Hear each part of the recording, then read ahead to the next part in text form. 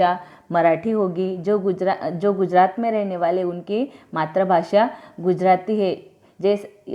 इसका मतलब यह है कि घर परिवार में हम जो भाषा बोलते हैं वो हमारी मातृभाषा कहलाती है। वैसे ही बोली यानी क्या कि किसी भी क्षेत्र में रहने वाले लोग जो अपना भाषा का आदान प्रदान अपने विचारों का आदान प्रदान जिस भाषा में करते हैं तो उसे हम बोली कहते हैं। और इस बोली में साहित्य रचना नहीं की जाती क्योंकि यह सिर्फ स्थानीय स्तर पर बोली जाती है। आगे हम देखते हैं राजभाषा हम किसे कह सकते हैं।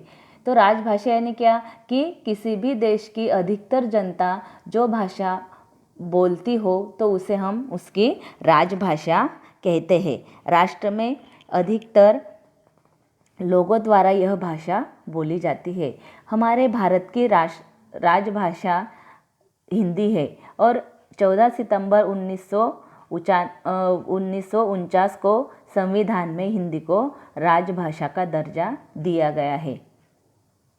पूरे भारत में यह भाषा सबसे अधिक बोली जाती है और अंग्रेजी को अंतर्राष्ट्रीय भाषा का दर्जा दिया गया है क्योंकि पूरे विश्व में अंग्रेजी भाषा यह सबसे अधिक बोली जाती है।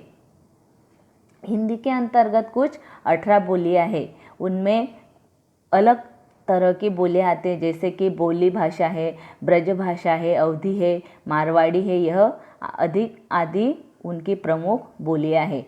भारत में जो सबसे प्राचीन भाषा है वो संस्कृत भाषा है और संस्कृत भाषा से ही मराठी भाषा हो या हिंदी भाषा हो इनका जन्म हुआ है।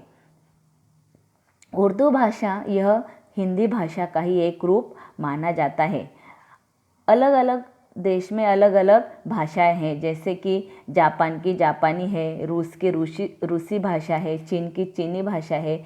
वैसे ही इन भाषाओं को जिन चिन्हों के द्वारा हम लिखते हैं उसे हम लिपि कहते हैं। हर एक भाषा की अपनी अपनी अलग लिपि है जैसे कि हिंदी और मराठी की देवनागरी लिपि है, पंजाबी की गुरुमुखी है तथा जर्मन और फ्रेंच की एक ही लिपि है वो है रोमन लिपि। अब हम देखते हैं गलत वर्तनी और सही वर्तनी किसे कहते हैं। तो जब लिखते समय हम मात्राओं की गलती हमसे हो जाए या वर्ण हम ठीक